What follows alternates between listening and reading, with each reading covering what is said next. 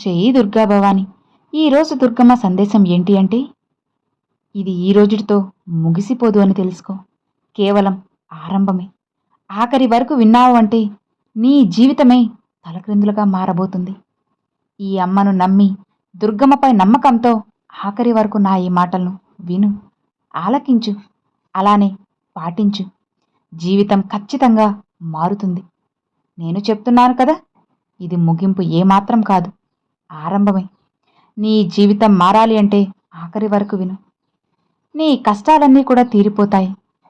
నా మాటలు నమ్మి వింటున్న నీకు అదృష్టం కలిసి వస్తుంది. ఒక్కసారి మనసు పెట్టి ఆఖరి వరకు వింటావు కదా. విన్నావంటే నీ జీవితమే మారుతుంది. నీకున్న కష్టాలు, సమస్యలు అన్నీ కూడా శాశ్వతంగా తొలగిపోతాయి. విని అర్థం చేసుకో. నేను నీకు మాటిస్తున్నాను. ఇప్పుడు నువ్వు కన్నీరు కారుస్తూ బాధపడుతున్నావు కదా, అది నాకు పూర్తిగా తెలుసు. ఇక అదంతా కూడా తలక్రిందులుగా మారబోయే సమయం అనేది నీకోసంగా వచ్చేసింది. ఇప్పుడు నువ్వు భయపడుతున్నట్లు ఏ సమస్య కూడా నీకు కనిపించకుండా పోతుంది. నువ్వు భయపడుతున్నట్లుగా ఏది జరగదు, అంతా కనుమరుగైపోతుంది.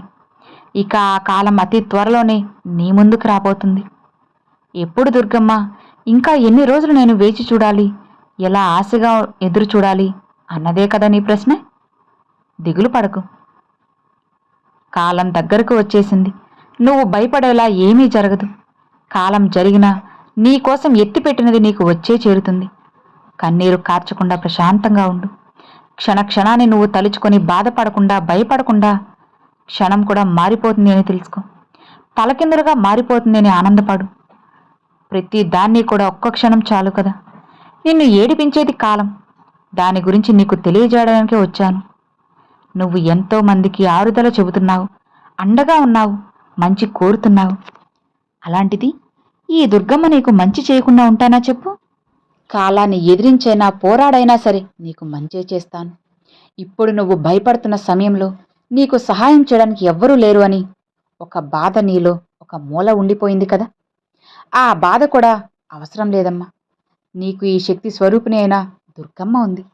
ఓపికగా విను, సంతోషంగా ఉండు. ఒక నిజమైన బంధం, స్నేహం నీకు అండగా ఉంటాయి. అది కూడా ఈ దుర్గమ్మ నేను నీకు పంపించబోతున్నాను.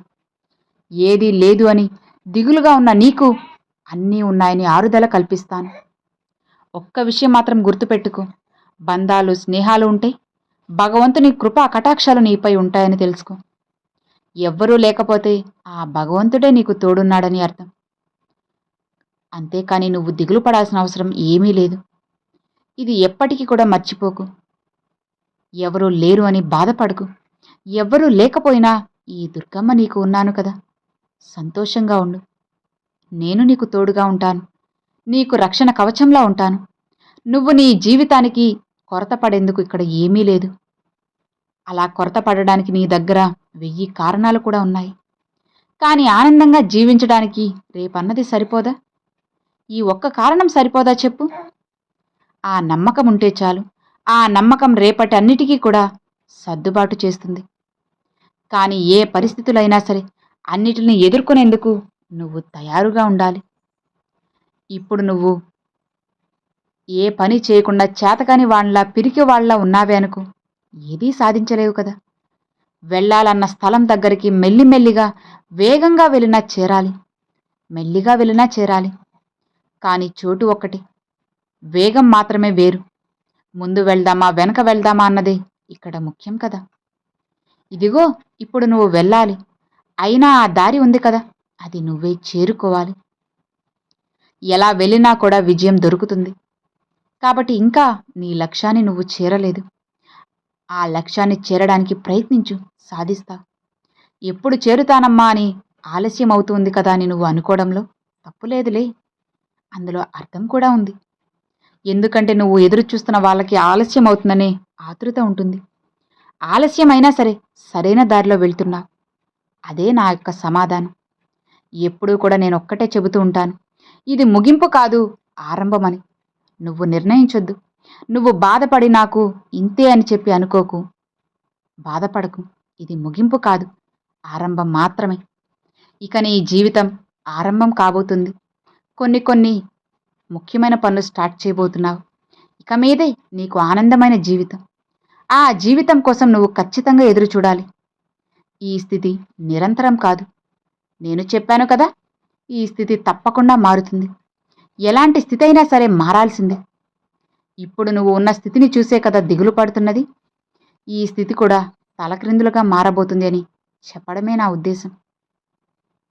దిగులు, కష్టం అనే వాటి నుంచి నిన్ను దూరంగా తీసుకెళ్ళి సంతోషం అనే దారిలో తీసుకొస్తాను.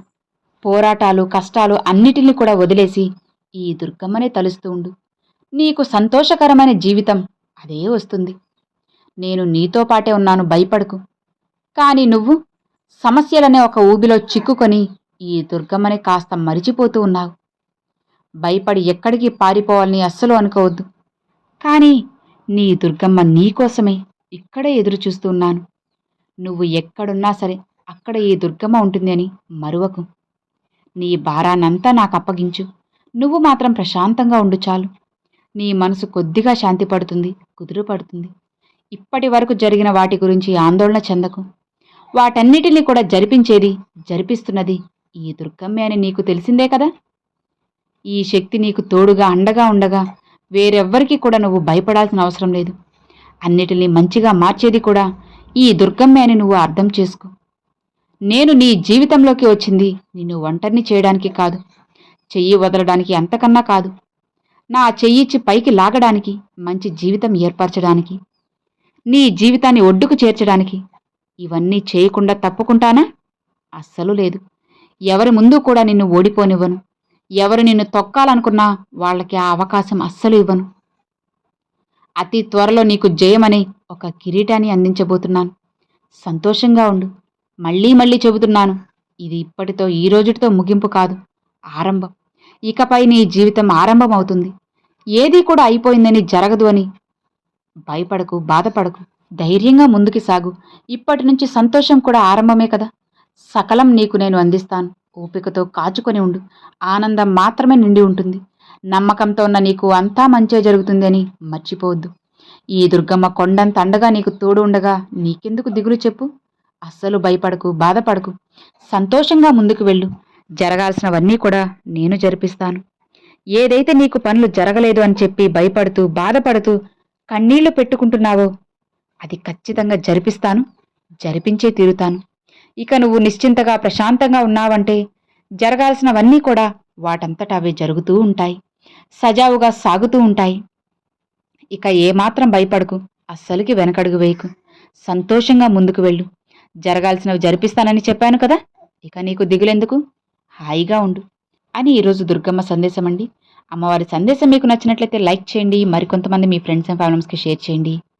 ఫస్ట్గా మన ఛానల్ చూసేవాళ్ళు సబ్స్క్రైబ్ చేసి సపోర్ట్ చేయండి ఫ్రెండ్స్. Thanks for watching. జై దుర్గా భవాని.